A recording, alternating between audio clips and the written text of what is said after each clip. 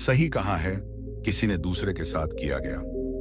बुरा बर्ताव आपके बर्बादी के सारे रास्ते खोल देता है। अगर आप किसी के साथ गलत करते हो तो आपके साथ भी जरूर गलत होगा उस वक्त। शायद यह बात आपको समझ में ना आए, लेकिन देर से ही सही आपके कर्मों की सजा आपको जरूर मिलती है। आप इससे कभी बच नहीं सकते। जो आपने किया है उसका अंजाम आपको हर हाल में भोगना ही पड़ेगा।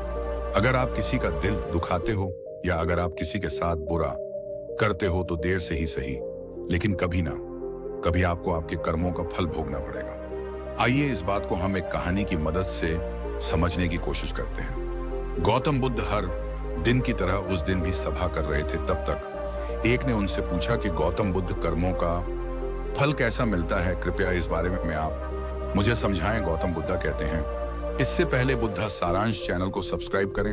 एक समय के बाद रामू और श्यामू नाम के एक गांव में दो भाई रहते थे। श्यामू रामू को देखकर जलता था क्योंकि रामू स्वभाव से बहुत अच्छा था, लेकिन श्यामू का स्वभाव ऐसा नहीं था। उसके दिल में दूसरों के लिए कोई दया नहीं था। वह हमेशा दूसरों का अनादर करता और उन्हें उकसाना, नुकसान पहुंचाता रहता था। धीरे धीरे काफी वक्त गुजर गया। रामू श्यामू के माता पिता अब इस दुनिया में नहीं रहे। रामू ने खूब अच्छे से उनका अंतिम संस्कार किया और गांव वालों को भोजन के लिए आमंत्रित किया और ब्राह्मणों को दान दक्षिणा देकर उनको विदा दिया।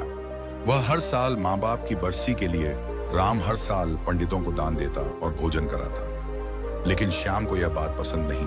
वह उसे अभी भी देखकर जलता। अगले साल रामू ने राजा को बुलाया और राजा के सामने पूरे गांव को खाना खिलाया और दान दिया ताकि उसे माँ बाप स्वर्ग में खुश रह सके। यह सब देखकर राजा श्याम से बोलते हैं, श्यामू तुम्हारा भाई तुम्हारे माँ बाप के लिए इतना कुछ करता है, तुम ये सब क्यों नहीं करते? क्या तुम्हें समझ नहीं है कि तुम भी अपने माँ बाप के लिए कुछ ऐसा ही करो?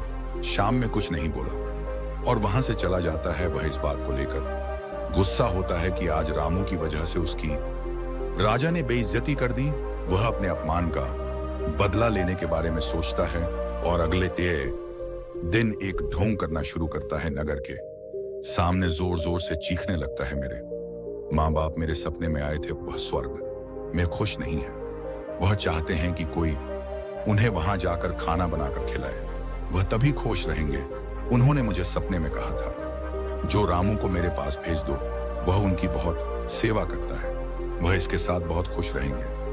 राजा कहते हैं ये तो अच्छी बात है, लेकिन इसके लिए तो रामू को मरना पड़ेगा। रामू को सब समझ आता है, ये सब कहीं ना कहीं उसको फंसाने की चाल है, लेकिन वह कहता है चलो इसी बहाने में जरूर सेवा करके दिखाऊंगा।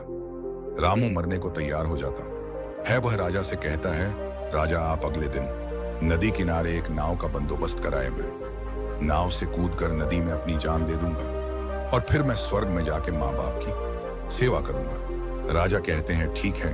अगले दिन यह सारे बंदोबस्त कर दिए जाएंगे। रामू नदी से कूद जाता है और सारे गांव में सबको पता लगा जाता है कि अब राम इस दुनिया में नहीं रहा। अब वह भी माँ बाप की सेवा करने के लिए स्वर्ग चला गया। श्यामा बहुत खुश था कि उसका इकलौता भाई दुनिया में नहीं रहा जो भी राजपाट और जमी है, अब वह सब उसका मालिक बनेगा। धीरे धीरे काफी दिन गुजर चले। एक दिन अचानक से राजा के दरबार के बाहर रामू बैठा होता है और जोर जोर से रो रहा होता है। राजा के सिपाही दरबार में ले जाते हैं और बोलते हैं, यह चमत्कार कैसे हुआ? तुम जिंदा कैसे हो? यह सब क्या भला है? फिर राम बताता है, मैं स्वर्ग में गया था, मैंने वहां देखा, लेकिन मेरे बाबा अब भी खुश नहीं है। वो मेरे पर गुस्सा हो रहे थे। उन्होंने मुझसे बोला, तुम्हें वैसे खाना बनाने भी नहीं आता, तुमसे अच्छा तो श्याम है, वह अच्छा खाना बनता है, इसलिए तुम जाओ और तुम उसे भेज दो।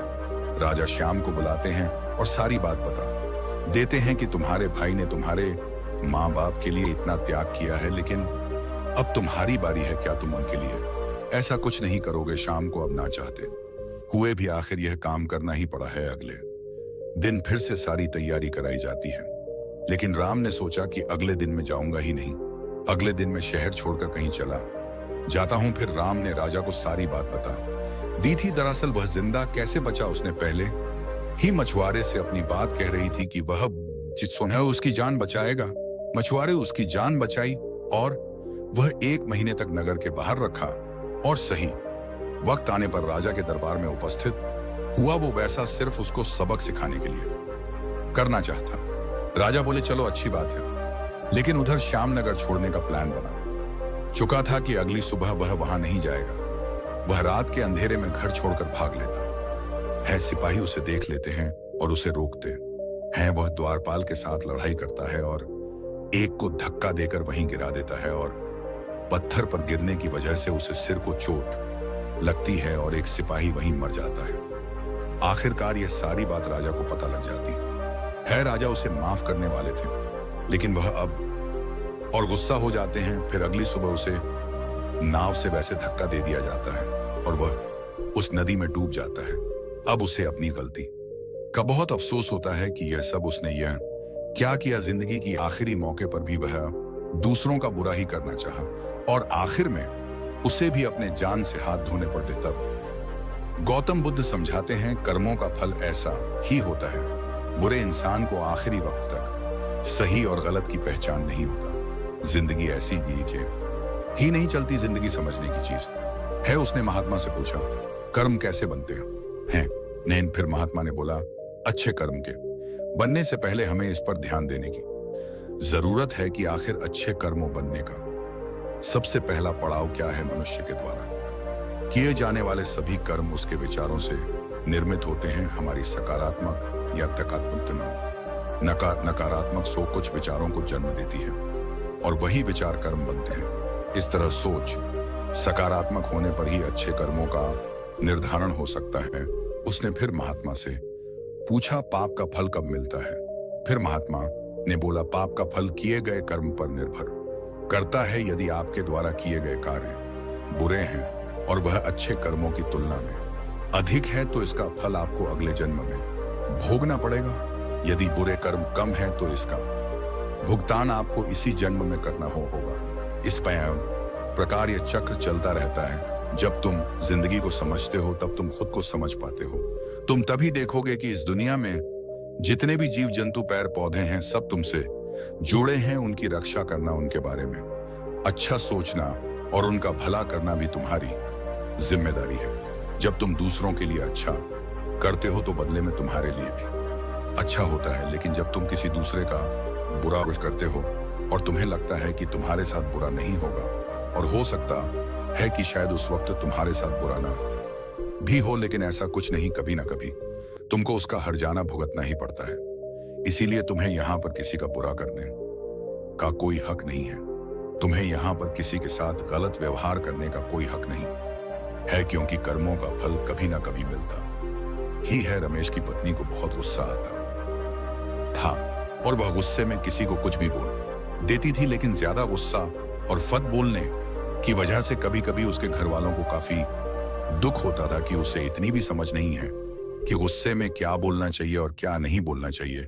लेकिन गुस्सा करने के बाद जब उसका गुस्सा शांत होता तब वह आके भी माफी भी मांगती कि मेरे से बहुत बड़ी गलती हो गई, मुझे क्षमा करें, आगे से मैं ऐसा बिल्कुल नहीं करूंगी। लेकिन इतना करने के बाद भी उसका गुस्सा कभी खत्म नहीं होता था और वह हर छोटी छोटी बात पर गुस्सा और हर छोटी छोटी बात पर चीजों को काफी गुस्से के बोलना उसकी आदत बन गई थी। उसके गुस्से से उसके घर वाले बहुत परेशान थे और ना चाहते हुए भी इसका इलाज उनको नहीं मिल रहा था। एक समय के बाद गांव के एक व्यक्ति ने उन्हें बताया कि नगर में एक महात्मा आए हुए हैं। सुना है उनके पास हर समस्या का समाधान है। आप सब क्यों ना अपनी बहू को लेके उन महात्मा के पास जाइए, क्योंकि वह सुना है कि वह हर समस्या का समाधान बड़ी ही आसानी से और सरलता से बता देते हैं। अगर आप सब वहां पर जाएं तो निश्चय ही आपकी समस्या का समाधान मिलेगा। इतना सुनते ही उसके घर वाले उसको लेकर उस महात्मा के पास चले गए। चलते चलते वह थक गए और शाम में हो गई, क्योंकि उनका आश्रम बहुत दूर था। देर शाम होते होते वह महात्मा के आश्रम में आखिरकार पहुंच ही गए। महात्मा के आश्रम में जाकर देखा तो वह सभा कर रहे थे और लोगों को प्रवचन दे रहे थे। सभा खत्म होने के बाद उन्होंने महात्मा उससे पूछा कि महात्मा, ये मेरी बहू है, बहुत गुस्सा आता है, कृपा करके इसका कोई समाधान बताएं, क्योंकि इसे बहुत गुस्सा आता है और फिर जब गुस्सा आता है तब यह किसी को नहीं देखती सच झूठ सही गलत की इसे कोई समझ नहीं रहता, बस मन में जो आता है ये बोल देती है और बाद में माफी भी मांगती है, लेकिन अपनी आदत कभी नहीं सुधार। आप ही बताइए कि भगवान हम कैसे क्रोध को नियंत्रित करें, कृपया हमें इसका उपाय बताएं। महात्मा मुस्कुराए और बोले, एक कहावत है, क्रोध से पहले सोचो, उसे दोबारा उगलने से रोको। उन्होंने बोला, इसका क्या मतलब है? आप जरा खुल के ही बताइए, हमें यह बात समझ में नहीं आ रही। महात्मा फिर मुस्कुराए और बोले, मैं तुम्हें एक कहानी सुनाता हूं। ये कहानी निश्चय ही तुम्हारे सवालों के सारे जवाब दे देगी। एक समय की बात है, एक छोटे से गांव में एक बुढ़िया रहती थी। उनका नाम धन्या था। धन्या बहुत ही प्यारी और दयालु महिला थी, लेकिन एक समस्या उनके गुस्से की थी। वे छोटी छोटी बातों पर बहुत जल्दी गुस्सा हो जाया करती थी। जब उसे गुस्सा आता तो कभी नहीं देखती उसके सामने कौन है और कौन नहीं। वह सबको गुस्से में अपने से छोटा ही समझती थी। बुढ़िया जितनी गुस्सैल थी उतनी ही लालची थी। उसके मन में धन और पैसों को लेकर अपार लालच था। एक समय बुढ़िया के पास खाने को कुछ नहीं बचा और वह पैसे भी नहीं कमा नहीं चाहती, तो उसके मन में तरकीब सूझी। उसे याद आया, गांव में मेला लगा है, क्यों ना इस मेले से कुछ लाभ लिया जाए। धन्या ने सोचा कि यह एक अच्छा मौका है कि उनके गुस्से को कुछ सीख मिले। उन्होंने गांव के लड़कों को बुलाया और कहा, मेरे पास एक चुटकुला है, अगर तुम मुझे हंसाओ तो मैं तुम्हें एक सिक्का दूंगी, लेकिन अगर तुम मुझे हंसा ना पाओगे तो तुम्हें मुझसे 2 सिक्के देने होंगे। अब बुढ़िया अंदर बहुत खुश हो रही थी कि इन बच्चों को बेवकूफ बनाकर अब मैं पैसे भी कमा लूंगी और मेरा काम भी चल जाएगा। इन्हें भला क्या पता, लगता है बच्चे तो वैसे ही चुटकुला से हंसते हैं। लड़के राजी हो गए। धन्या ने चुटकुला सुनाना शुरू किया, परंतु उनकी बुद्धि इतनी तेज थी, वे सब उस बुढ़िया के बारे में अच्छी तरह जानते थे कि वह लोगों का पानी को बेवकूफ बनाती है और वह धन की कितनी लालची है। इसलिए सभी लड़के मिलकर पहले से ही प्लान बना लिए थे कि हमें इसके चुटकुले पर हंसना नहीं है और जो मर्जी हो जाए, हमें बेवकूफ नहीं बनना है। बुढ़िया ने उन लड़कों से पूछा, क्या तुम सभी तैयार हो? लड़कों ने जवाब दिया, हाँ बिल्कुल, हम सब तैयार हैं, आप चुटकुला सुनाओ। फिर बरहिया ने एक मजेदार चुटकुला सुनाया, लेकिन किसी भी लड़के ने थोड़ी सी भी हंसी नहीं निकाली। बुढ़िया थोड़ी सहमी, लेकिन उसे 2 सिक्के डबल करना देने थे, इसीलिए उसने दे दिया। उसके मन में उपाय आया। उसने मन ही मन सोचा, अगले बार वो इससे भी बेहतर चुटकुला सुनाएगी और पक्का सबको हंसा के ही मानेगी। इस बार बरिया ने फिर एक चुटकुला सुनाया, लेकिन इस बार भी कोई लड़का नहीं। अब बरिया थोड़ा गुस्से में आ गई। वह जितनी बार भी चुटकुले सुनाती, गांव में से कोई भी लड़का नहीं हंसता। वे फिर सब धन्या के चुटकुले पर हंसने के बजाय अपनी हंसी को दबा लिया। उसके बाद धन्या ने एक बार फिर कोशिश की और फिर बार, लेकिन हर बार उनके पास 2 सिक्के देने ही पड़े। अब उसके पास कोई चारा नहीं बचा। अंत में बुढ़िया ने जितने भी सिक्के लिए थे उन लड़कों को दे दिए और वहां से रोते रोते चली गई। उसने सबक लिया कि आज के बाद वह गुस्सा करना छोड़ देगी। इससे धन्या ने सीख ली कि गुस्सा करने से केवल नुकसान होता है। उन्होंने गुस्से को कम करने का निर्णय लिया और अब उनके गुस्से की बारीकी से संभाल रखते थे। उन्होंने समझ लिया कि हंसी और प्रेम के माध्यम से वे अपने आप को और अपने आसपास के लोगों को खुश रख सकती थी। उसकी ज्यादा लालच और ज्यादा बोलने की वजह से उसने खुद के पैर पर कुल्हाड़ी मारी थी और अब उसने सभी सारा कुछ गंवा दिया। उसके पास अब पश्चाताप करने को भी कुछ नहीं बचा। अंत में वह खाली हाथ घर को लौट गई। इस कहानी को सुनकर लड़की के माँ बाप ने बोला, महाराज अब आप ही बताइए, गुस्सा को आखिर कम कैसे किया जाए? आप जो बोलेंगे हम निश्चय ही करेंगे। संत ने कहा, अब मैं तुम्हें जो बातें बताने जा रहा हूं उसे तुम ध्यान से सुनो, क्योंकि यह बातें तुम्हारी जिंदगी बदलने वाली है। कम गुस्सा रखने के कई फायदे होते हैं जो हमारे स्वास्थ्य, संबंध और मानसिक स्थिति को सुधार सकते हैं। स्वास्थ्य सुधार, ज्यादा गुस्सा रखने से हमारे शारीरिक स्वास्थ्य पर बुरा असर पड़ता है। गुस्से के कारण हृदय रोग, उच्च रक्तचाप, मानसिक तनाव और अन्य स्वास्थ्य अपनी समस्याएं हो सकती हैं। यह सच है, ज्यादा गुस्सा इंसान को भी बना देता है और ज्यादा गुस्सा करने से इंसान चिड़चिड़ा भी बन जाता है। है और एक गुस्से वाला इंसान हमेशा अंदर से बीमार ही रहता है। कम गुस्से से शारीरिक स्वास्थ्य सुधरता है। इसीलिए अगर तुम्हें स्वस्थ रहना है और इन सारी बीमारियों से बचना है तो तुम्हें कम गुस्सा करने की आदत डालनी चाहिए। दो बेहतर संबंध।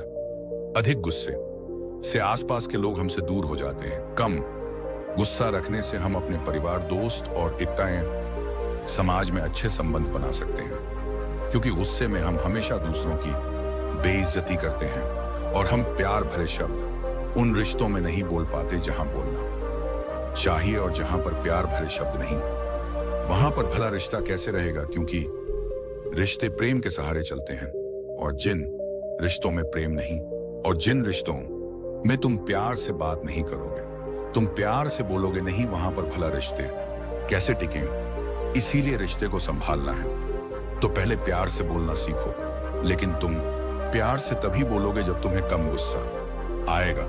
इसीलिए यह जरूरी है कि तुम कम गुस्सा करो। 3 बेहतर निर्णय कहते हैं। एक अशांत मन कभी भी सही फैसला नहीं ले सकता, इसलिए सही फैसला लेने के लिए मन का शांत होना जरूरी है।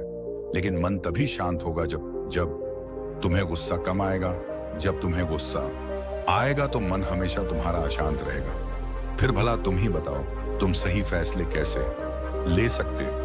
और जब तुम सही फैसले नहीं लोगे तो भला वह जिंदगी का मतलब क्या है? तुम्हारा अस्तित्व ही क्या रह जाएगा? इसीलिए सही फैसले हमारे जिंदगी को बनाते हैं। गुस्से में हम अक्सर उचित निर्णय नहीं ले पाते हैं। कम गुस्सा रखने से हम ठीक से सोच सकते हैं और बेहतर निर्णय ले सकते हैं। 4 मानसिक शांति। जब हम गुस्से में होते हैं तो हमारी मानसिक स्थिति पर अच्छा प्रभाव पड़ता है। कम गुस्सा रखने से हमारी चिंता कम होती है और हमें शांति का अनुभव होता है ज्यादा।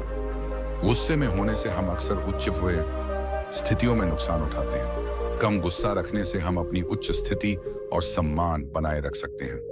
इन सभी फायदों से स्पष्ट है कि कम गुस्सा रखना हमारे जीवन को कई तरह से सुधार सकता है और हमें एक सकारात्मक और स्वस्थ दिशा में ले जा सकता है। इतना सब सुनने के बाद लड़के ने कहा, मुझे समझ में आ गया कि कम गुस्सा होने के कितने सारे फायदा है। अब कृपा करके आप मुझे यह बताइए कि गुस्सा को कम किया कैसे जाए, क्योंकि अभी के लिए यह सवाल जरूरी है। फिर महात्मा ने बोला, तो सुनो। उन्होंने कहा, अभ्यास, ध्यान और चुप रहना। अगर तुम तीनों चीजों को करोगे तो तुम निश्चय ही गुस्से पर विजय पालोगे। जब भी तुम्हें लगे कि तुम गुस्सा करने वाले हो तो तुम बस 10 सेकंड के लिए बोलने से पहले चुप रहो। अपने मन को यही बताओ और समझाओ कि तुम 10 सेकंड तक कुछ नहीं बोलोगे। उसके बाद तुम वहां से हो सके तो चले जाओ। गुस्से में अगर तुम उस जगह को छोड़कर कहीं और चले जाते हो तो तुम निश्चय ही उस पर विजय पालोगे और बिना कुछ बोले तुम वहां जीत जाओगे। और यह तभी होगा जब तुम ध्यान करोगे और जब तुम हर दिन इस बात का प्रयास करोगे। अगर तुम ऐसा कर पाते हो तो तुम्हारी विजय निश्चित है। फिर उस लड़के ने महात्मा का धन्यवाद कहा और वहां से चला गया। उसके जीवन सच में बदल गई। जंगल में वह महात्मा बहुत सारे लोगों को मोह के ऊपर प्रवचन दे रहे थे। वो कह रहे थे कि मोह से बंधा इंसान एक अंधे आदमी की तरह होता है, जिसे महसूस सब कुछ होता है लेकिन कुछ भी दिखाई नहीं देता। एक बड़ी ही सुंदर कहानी है। इस कहानी को आप अंत तक सुनिए। एक समय की बात है। एक बार एक शिकारी जंगल में दौड़ते हुए एक शिकार के पीछे भागा जा रहा था। रात हो चली थी, इसीलिए सही से रास्ता दिखाई नहीं दे रहा था। दौड़ते दौड़ते अचानक से उसका पैर फिसला और वो पीड़े हुए कुएं में गिर गया। कुआं उसे दिखाई नहीं दिया कि यह काफी अंधेरा हो चला था। तब तक कुएं में गिरते गिरते उसने अपने हाथों से एक पैर की डाली को पकड़ ली और बीचों बीच कुएं में लटक गया। लेकिन तभी उसने नीचे देखा कि इस कुएं से कि निचली सतह पे सांप, एक जहरीला सांप फन काटे बैठा हुआ है जो उसे काटने को तैयार है। तब तक उसने ऊपर देखा कि उसकी दौड़ने की आवाज सुन के जंगल में शेर, वह भी उसके पीछे कुएं के ऊपर इंतजार कर रहा है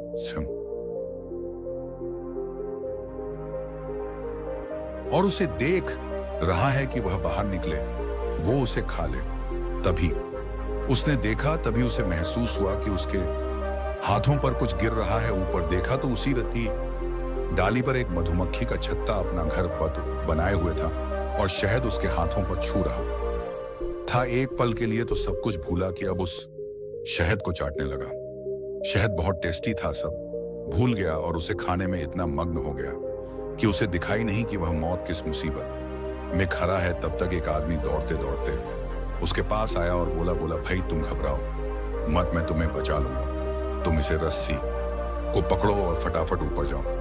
उसने कहा ठीक है, लेकिन वह रस्सी को पकड़ नहीं रहा था। उसने बोला क्या हुआ, रस्सी क्यों नहीं पकड़ रहे हैं, जल्दी करो। उसने कहा 1 मिनट रुको, मैं शहद को एक बार फिर से चख लूं क्योंकि मेरा बड़ा मन है। उसने कहा टाइम नहीं है, तुम जल्दी करो। लेकिन शहर के चक्कर में वो कुएं में गिरा और सांप के काटने से उसकी मौत हो गई। महात्मा ने समझाया कि दरअसल वह शहद मोह है। मोह इंसान को ऐसे उलझा कर रखता है क्योंकि यह हमें वास्तविकता से अलग कर देता है और हमें ठीक से सोचने और निर्णय लेने की क्षमता से वंचित कर सकता है। एक मोह में पड़े इंसान को कभी भी सही और गलत के बीच में पहचान नहीं होती। वह हमेशा अपने फायदे के बारे में सोचता है या नहीं, जिससे वह उसकी प्यारी वस्तु कभी उसे अलग ना हो। और यही वजह है और इसीलिए वह मौत के आखिरी घर तक अंधेरे में रहता है। जब हम मोह में आ जाते हैं तो हम सर्व वस्तुओं या व्यक्तियों को अधिक आदर्श रूप में देखने लगते हैं, जिससे हम उनकी कमियों को नजरअंदाज कर सकते हैं। इसके अलावा मोह हमें बुरी आदतों या अनैतिक कार्यों में ले जा सकता है क्योंकि हम उस वस्तु या व्यक्ति के लिए कुछ भी करने को तैयार हो जाते हैं। अतः मोह से बचना और विवेकपूर्ण निर्णय लेना महत्वपूर्ण होता है। वो चीजों को इतना जटिल बना देता है कि वह ना चाहते हुए भी उससे कभी बाहर निकल नहीं सकता।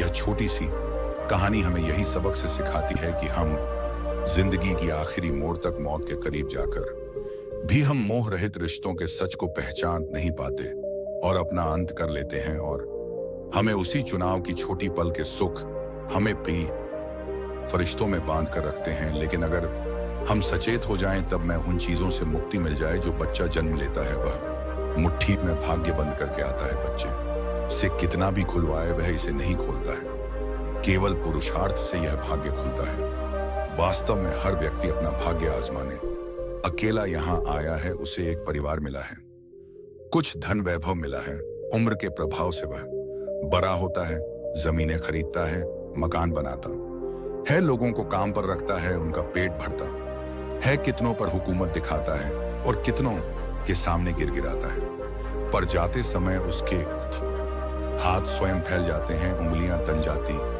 हैं, बंद मुट्ठी को खुली लेकर जाता है मानव। जीवन की यही विचित्र है।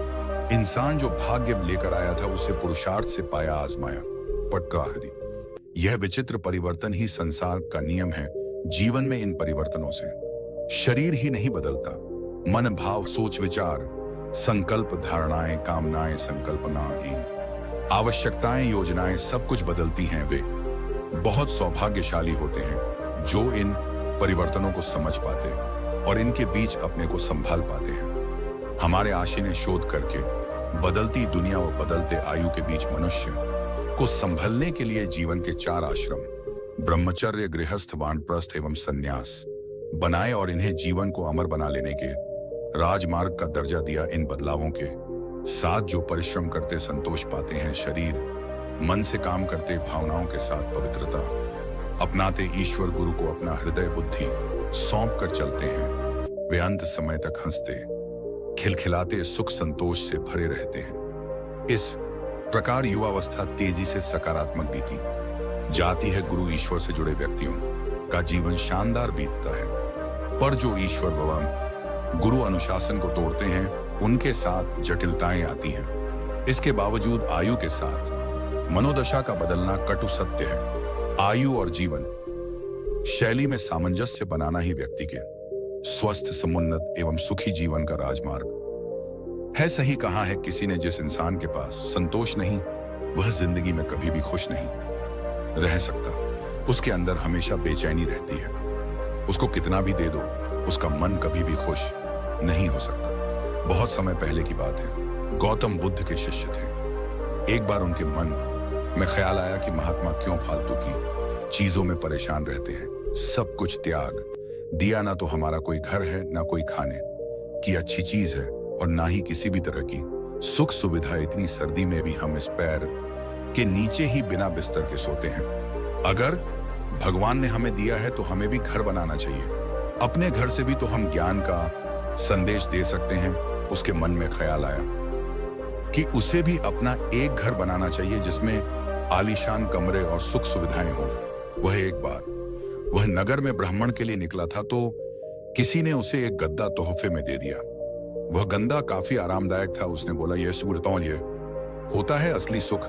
देखो इस गद्दे पर सोने में कितना सुकून मिलता है। काश अगर एक कमरा भी ऐसे आरामदायक हो, फिर तो जिंदगी कुछ और ही बन जाए। लेकिन महात्मा है कि सुनते ही नहीं है। आखिर सब कुछ त्याग करके खुद को कष्ट पहुंचाना यह कौन सा जीवन है। उसने विचार किया कि वह अगले दिन भिक्षा मांगने के लिए जाएगा और ये पैसे इकट्ठे करेगा ताकि वह अपना घर बना सके और आराम से उसमें जीवन गुजार सके। इसी इरादे से वह अनाज और धन दिनन इकट्ठा करने के लिए वह नगरी में निकल गए, जिसके लिए वह गांव-गांव की यात्रा शुरू कर और कई लोगों से मुलाकात करते करते और अपने इस आश्रम के बारे में बताया। इसी यात्रा के दौरान उनकी मुलाकात एक किसान से हुई। वह किसान बहुत गरीब था, लेकिन फिर भी काफी उदार दिल का था। उसने महात्मा से आग्रह किया कि आप बहुत थक गए हैं, आप आज रात्रि को मेरे घर पर विश्राम करें और भोजन ग्रहण करें तो आपकी बहुत अनुकंपा होगी। वह महात्मा मान गए। उसने उनका स्वागत किया और उनके आने का कारण पूछा। महात्मा ने उसे सारी बातें बताई। मैं बहुत दूर जंगल से आया हूं और मैं अपने लिए एक आश्रम बनाना चाहता हूं। किसी विचार से मैं इस नगर में भ्रमण पर निकला हूं कि अगर मुझे कुछ धन विधि मिल जाए तो मेरा काम आसान हो जाए। उस किसान ने महात्मा की बात सुनी और बोला, आप निश्चिंत रहे, हमारे गांव में बहुत से उदार और धनी लोग हैं जो आपकी मदद जरूर करेंगे। उसने महात्मा को भोजन कराया और बोला, आप चिंता ना करें, आप आज रात्रि को विश्राम करें, बाकी सुबह का कल देखेंगे। लेकिन उस किसान के घर में सिर्फ एक ही बिस्तर, एक ही चौकी थी और सोने का सिर्फ एक ही बंदोबस्त था। उसने महात्मा से आग्रह किया, आप मेरे बिस्तर पर सो जाइए, मैं नीचे जमीन पर सो जाऊंगा, मुझे कोई दिक्कत नहीं है। उसने एक पतली सी फर्श पर चादर बिछाई और फर्श पर लेट गया। थोड़ी ही देर में किसान जोर जोर से नाक बजाने लगा और गहरी नींद में सो गया। और यहां महात्मा को नींद नहीं आ रही थी। दरअसल उनकी पुरानी आश्रम में जो मोटा था, जिसको किसी ने उनकी दान में दिया, महात्मा को उस गद्दे पर सोने की आदत थी। उस गद्दे में वह आराम से सोते थे। लेकिन आज किसान की चौकी पर कोई मोटा गद्दा ना था, इसलिए उनको रात भर उन्हें नींद नहीं आई। और रात भर बस कि किसान को देखते हैं और सोचते रहे, क्या आखिर यह कैसे निश्चिंत हो कि अपने फर्श पर सिर्फ एक पतली चादर पर नींद में सो रहा है। सारी रात ऐसे ही बीत गई। अगले दिन सुबह हुई।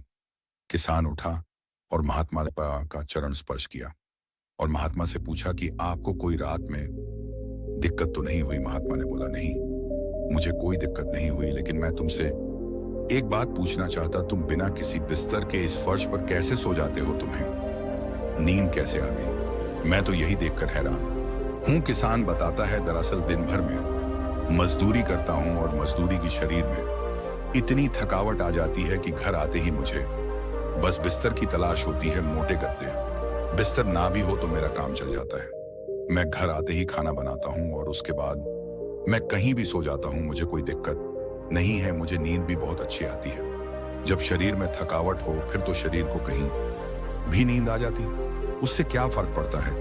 क्या आपके पास महल है या मोटा गद्दा है, या आप किसाब पलंग पर सो रहे हो या आप नीचे सो रहे, शरीर को तो बस आराम की आवश्यकता होती है। किसान ने पूछा, यह गुरुवार क्या मैं आपके साथ धन एकत्र करने चल सकता हूं? मेरी इच्छा है कि आपके साथ आपके उस आश्रम बनने में मैं आपका योगदान दूं, आपके साथ मिलकर काम करूं और कुछ धन इकट्ठा करूं। तब महात्मा ने बड़ी विनम्रता से उत्तर दिया, पुत्र, तुमने आज जो मुझे ज्ञान दिया है वह ज्ञान मुझे आज तक नहीं मिला। आज मुझे पता चल गया इंसान के मन का असली सुख क्या है। अब मुझे किसी आश्रम और महल की इच्छा नहीं रही। इतना कहकर वह महात्मा धन दान करके वापस अपने आश्रम को लौट गए। उन्होंने जो कुछ भी धन एकत्र किया था वह गरीबों में बांट दिया और स्वयं एक छोटी सी कुटिया बनाकर रहने लगे। जीवन का सुख संतोष में है। अगर मनुष्य के पास जो भी है वह उसे स्वीकार कर ले और उसी में संतोष कर ले तो जीवन में उसे खुशियां तलाशने की जरूरत नहीं है।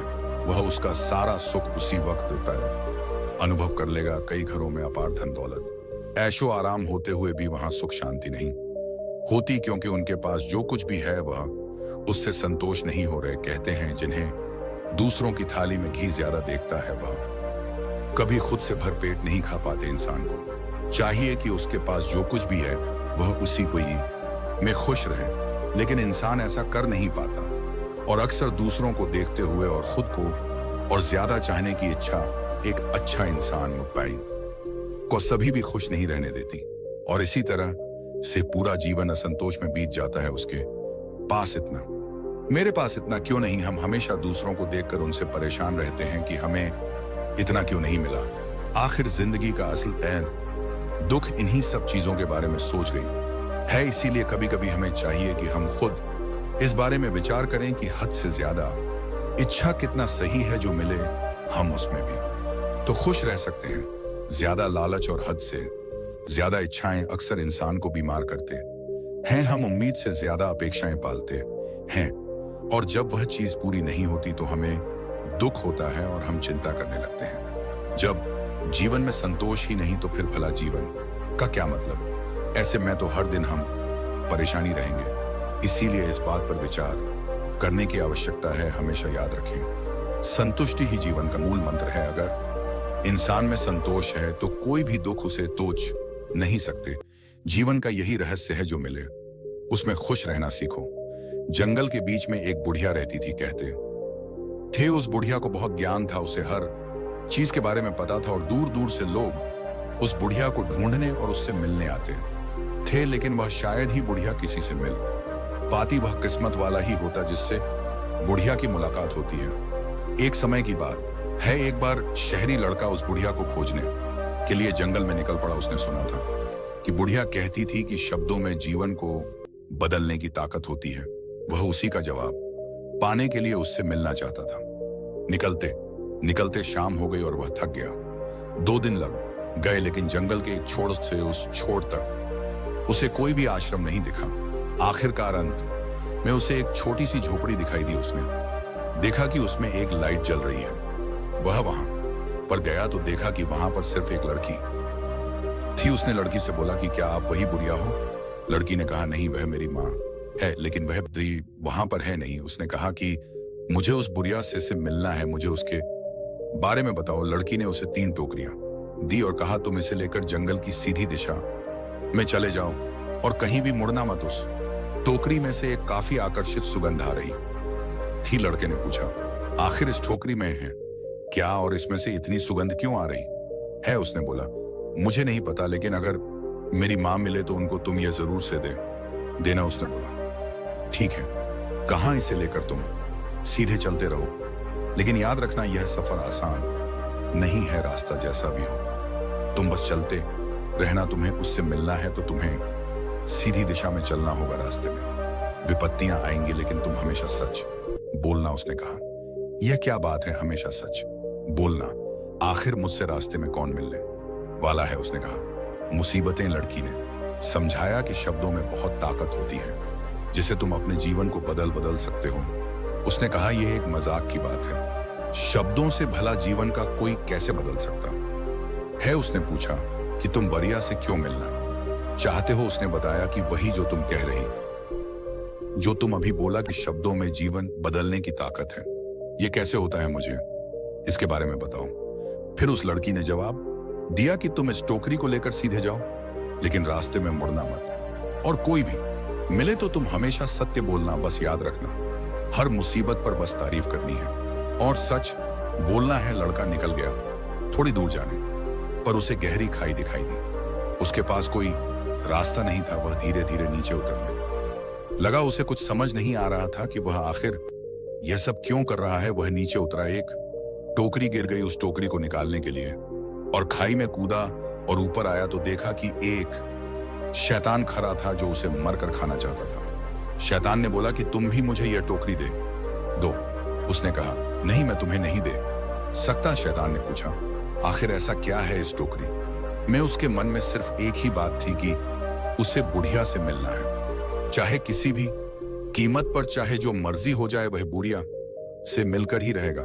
उसने शैतान से बोला कि तुम मुझे जाने दो, नहीं तो बहुत बुरा होगा। उसने कहा, कैसे बुरा होगा?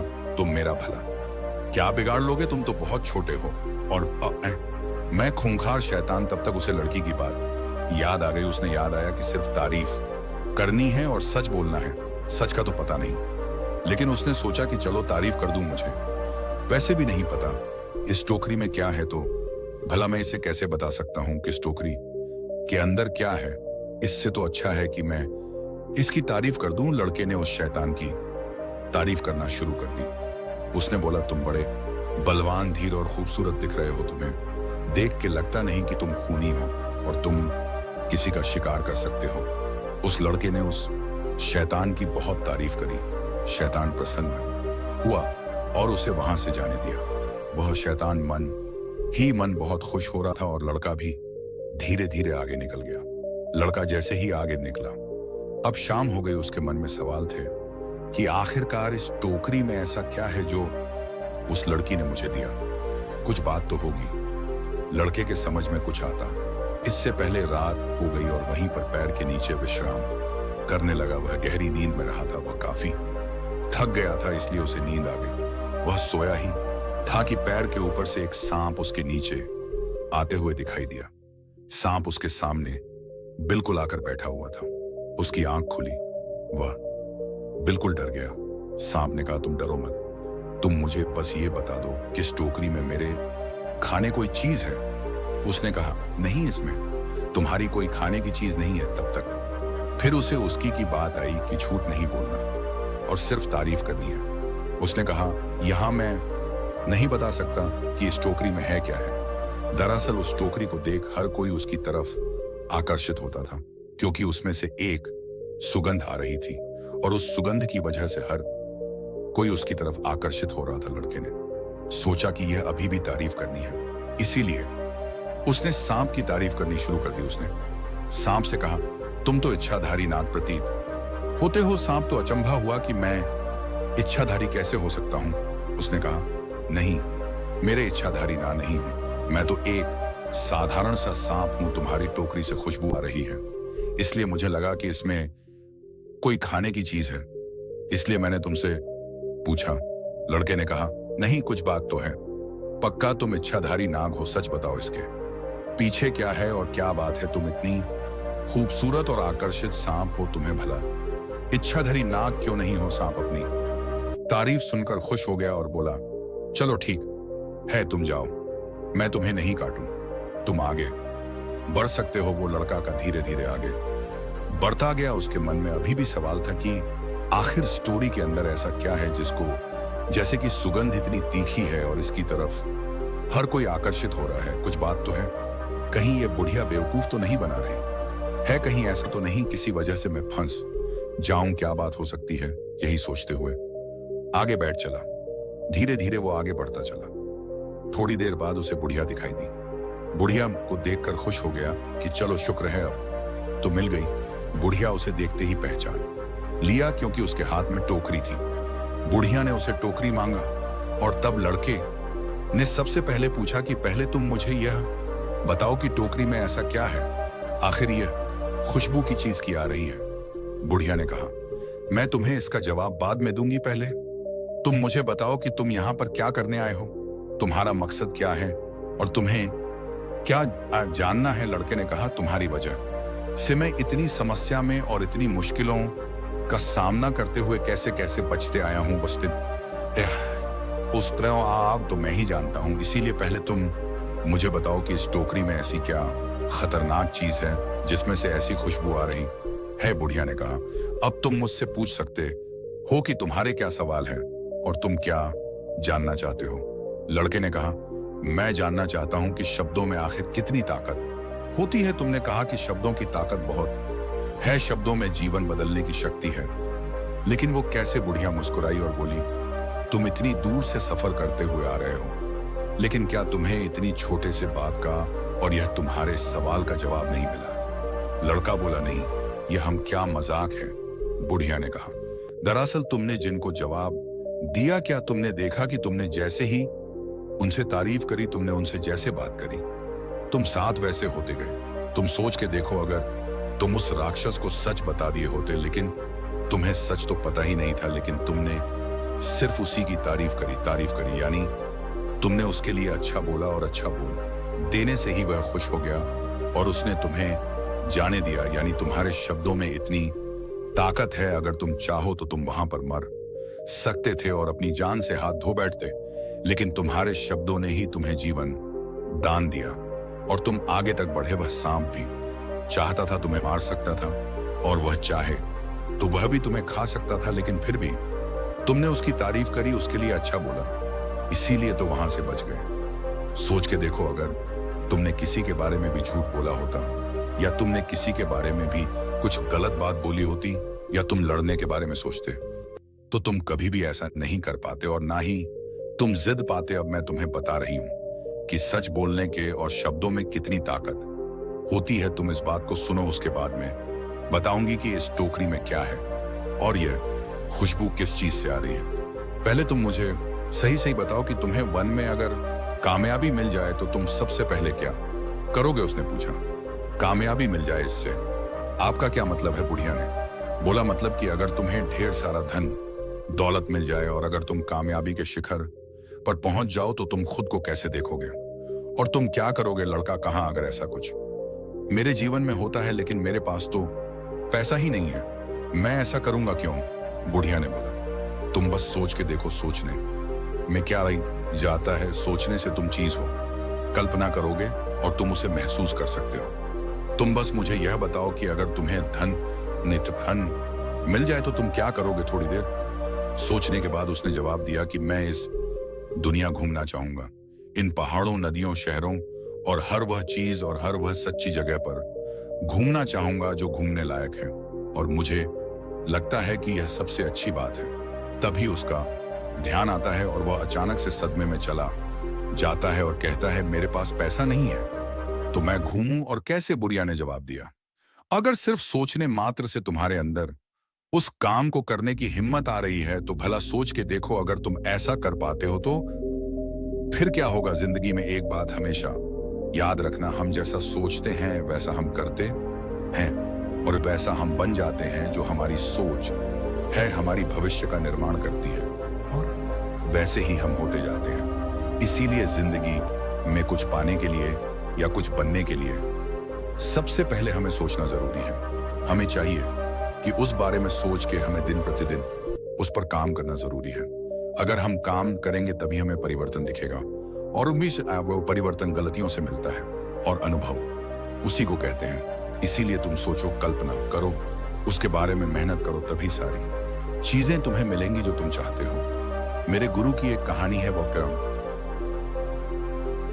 मैं तुमको सुनती हूं, यह तुम्हारा मार्गदर्शन जरूर करेगी। मेरे गुरु बड़े ज्ञानी और भले इंसान थे। वे हमेशा लोगों की मदद करते और उन्हें समझाते थे कि शब्दों की ताकत कितनी है। एक दिन उन्होंने गांव के लोगों को एक चुनौती दी। तुम हमेशा कहते रहते हो कि शब्दों में जीवन बदलने की ताकत है, शब्दों में जीवन भी दिन बदलने की ताकत है। यह क्या मजाक लगा रखा है? अगर शब्दों में सच में जीवन बदलने की ताकत है तो तुम उसके बारे में कुछ साबित करके दिखाओ। उन्होंने ने कहा, मैं तुम्हें एक सच्ची बात बताऊंगा जिसे तुम्हें पूरा करना होगा। यदि तुम इसे पूरा कर पाओगे तो मैं तुम्हें बड़ा तोहफा दूंगा। वे एक बड़े पत्थर औरते के पास ले गए और उस पत्थर पर एक चिट्ठा लिख दिया। चिट्ठा में लिखा था, यह भारी पत्थर उस स्थान तक ले जाओ जहां तुम्हारे दुख समाप्त हो जाते हैं। लोगों ने सोचा, यह क्या बेकार की बात लिखी है? फिर भी इनाम के लालच में सभी लोग उस पत्थर को उठाने की कोशिश करने लगे, पर वह बहुत भारी था और किसी ने भी उसे उठाने में सफलता नहीं पाई। एक छोटे बच्चे ने महात्मा से कहा, महात्मा जी, मैं तो समझ नहीं पा रहा कि आप यह कैसे कर सकते हैं। क्या यह सच है कि यह पत्थर हमारे दहकों का समापन करेगा। हम इसको कैसे लेकर जा सकते हैं? महात्मा ने हंसते हुए कहा, बेटा, इस पत्थर का उद्देश्य तुम्हें यह बताना है कि जब तुम सच्ची निश्चितता और ईमानदारी से किसी काम में जुट जाते हो तो तुम्हारी ताकत कितनी होती है। अगर तुम इस पे अनी को उठा सकोगे तो यह सिर्फ एक पत्थर है, लेकिन अगर तुम अपनी निश्चितता के साथ खड़े हो तो तुम किसी भी कठिनाई को पार कर सकते हो। इस पर उस छोटे बच्चे ने फिर से पत्थर बाई की ओर देखा और अचानक उसने देखा कि उस पत्थर को उठाना मुमकिन है। उसने अपनी सारी ताकत और ईमानदारी का उपयोग करके पत्थर को उठा लिया। दरअसल वह एक पत्थर की आकृति थी, लेकिन अंदर से बिल्कुल खोखला था।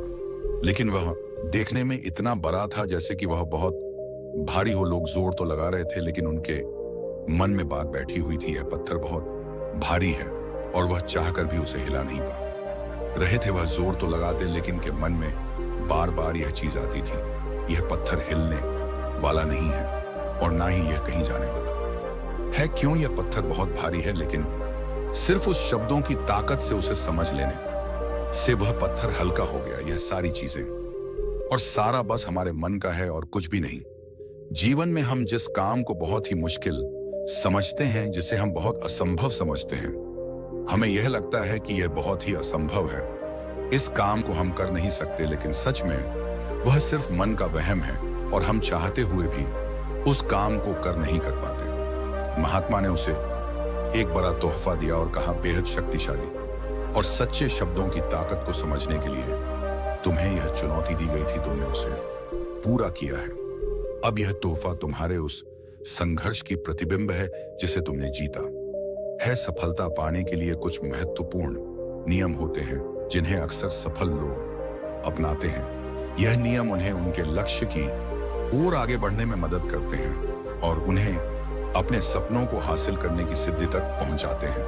अंत में यह लड़के ने पूछा कि वह सब तो ठीक है, मैं समझ गया, लेकिन अगर इस ठोकरी में है क्या? बुढ़िया ने कहा, दरअसल इस ठोकरी में कुछ भी नहीं है, इसमें कुछ खास फूल है जो मैंने अपने संध्या बंधन के लिए मंगवा थे। यह फूल यहाँ नहीं मिलते। इन फूलों में इतनी सुगंध है कि सबको आकर्षित कर लेते हैं और इन फूल की जिज्ञासा ही तुम्हें यहां तक लेकर आई है। उस लड़के को सारे सवालों के जवाब मिल गए और उसने उससे बुढ़िया का धन्यवाद कहा और वहां से खुशी चला गया और अपने जीवन में कामयाबी के रास्ते पर निकलने लगा।